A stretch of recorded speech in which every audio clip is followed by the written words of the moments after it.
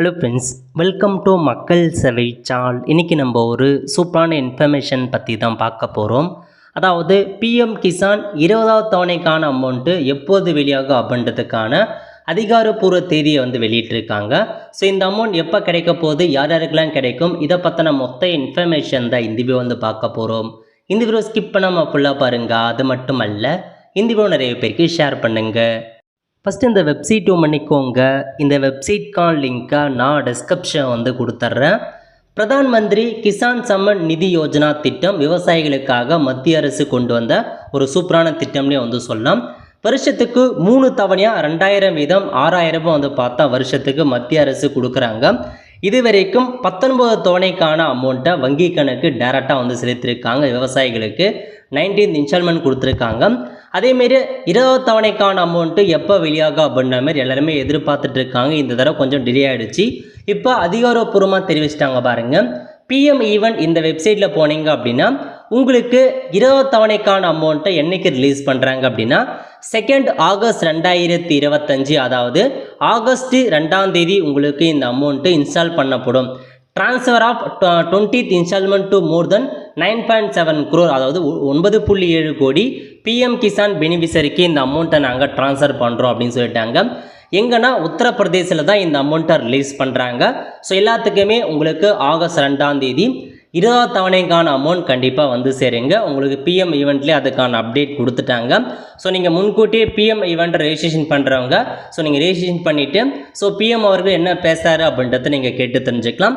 So அன்றைக்கி 2ஆம் தேதி உங்களுக்கு 20வது தவணைக்கு அமௌண்ட்டை ரிலீஸ் பண்ணுறாங்க. ஓகே, ஸோ முக்கியமான இன்ஃபர்மேஷன் நீங்கள் பார்க்க வேண்டியது, இந்த 3 இன்ஃபர்மேஷன் கரெக்டாக இருக்குது அப்படின்னா கண்டிப்பாக உங்களுக்கான மணி சேருங்க.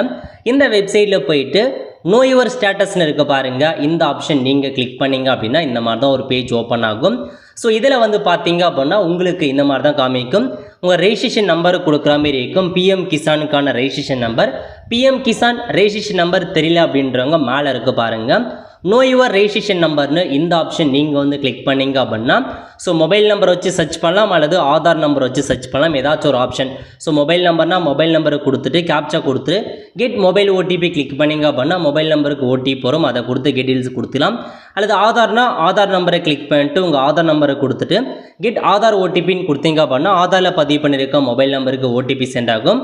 ஸோ கொடுத்துட்டு கெட் டீல்ஸ் கிளிக் பண்ணிங்க அப்படின்னா இந்த மாதிரி உங்களுக்கான ரெஜிஸ்ட்ரேஷன் நம்பர் என்ன, யார் பேரில் பதிவாயிருக்கு அப்படின்றத நீங்கள் தெரிஞ்சுக்கலாம். இப்போ உங்களுக்கான ரெஜிஸ்ட்ரேஷன் நம்பர் மற்றும் கேப்சா கொடுத்துட்டு கெட் ஓடிபி கிளிக் பண்ணிங்க அப்படின்னா உங்கள் பிஎம் கிசானில் எந்த மொபைல் நம்பர் பதிவாயிருக்கோ அதுக்கு ஓடிபி வரும். ஓடிபி சப்மிட் பண்ணதுக்கப்புறம் இந்த மாதிரி தான் நீங்கள் டீட்டெயில்ஸ் தெரிஞ்சுக்கலாம். நீங்கள் பார்க்க வேண்டியது எலிஜிபிலிட்டி ஸ்டேட்டஸ்ன்னு இருக்குது பாருங்கள். இதில் போயிட்டு இந்த 3மே கரெக்டாக இருக்கான்னு செக் பண்ணிக்கோங்க. லேண்ட் சீட்டிங் எஸ்ன்னு இருக்கணும், இகேஒய்சி எஸ்ன்னு இருக்கணும், ஆதார் பேங்க் அக்கௌண்ட் எஸ்ன்னு இருக்கும். இந்த 3மே எஸ் இருந்துச்சு அப்படின்னா உங்களுக்கு கண்டிப்பாக அமௌண்ட் சேரும். 3த்தில் ஏதாச்சும் ஒன்று நோன் இருந்தாலும் உங்களுக்கான அமௌண்ட் சேராதுங்க. லேண்டு சீடிங் அப்படின்னா உங்களுக்கு விவசாயத்துக்கான லேண்ட் இருக்குதுன்னு அர்த்தம், அது எஸ் இருக்கணும். இகேஒய்சினா ஆதார் பிஎம் கிசான் லிங்க் பண்ணியிருக்கணும், அதுவும் எஸ் இருக்கணும். ஆதார் கூட பேங்க் அக்கௌண்ட் லிங்க் ஆகிருக்கணும், அதுவும் எஸ்ன்னு இருக்கணும். ஸோ இந்த 3மே எஸ்ன்னு இருந்தால் மட்டும்தான் அமௌண்ட் சேரும். இகேஒய்சி பண்ணாதவங்க சிஎஸ்சி மூலமாக ஆன்லைனில் நீங்கள் இகேஒய்சி அப்டேட் பண்ணிக்கோங்க. ஆதார் கூட பேங்க் அக்கௌண்ட் லிங்க் பண்ணாதவங்க நீங்களே ஆன்லைன் மூலமாக வெப்சைட்லேயே லிங்க் பண்ணிக்கலாம். லேண்டு சீடிங் நோன் இருந்துச்சு அப்படின்னா சம்மந்தப்பட்ட அக்ரிகல்ச்சர் ஆஃபீஸில் போயிட்டு உங்களுக்கான ரீசெண்டாக இருக்க சிட்டா காப்பி அவங்களை எல்லாமே கொண்டு போயிட்டு நீங்கள் கொடுத்தீங்க அப்படின்னா அப்டேட் பண்ணிவிடுவாங்க. ஒருவேளை உங்களுக்கு இன்எலிஜிபிலிட்டி இருக்குது அப்படின்னா அதுக்கான காரணம் என்ன அப்படின்றதையும் கீழே மென்ஷன் பண்ணுவாங்க. இந்த காரணத்தை நீங்கள் தெரிஞ்சுக்கலாம். ஓகே, இந்த 3மே கரெக்டாக இருந்தால் கண்டிப்பாக உங்களுக்கான அமௌண்ட் சேருங்க. ஸோ செக் பண்ணி பார்த்துக்கோங்க. இதுதான் உங்களுக்கான மொத்த இன்ஃபர்மேஷன்.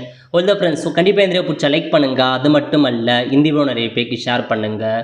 அடுத்து ஒரு நல்ல வீடியோ சந்திப்போம். நன்றி, வணக்கம்.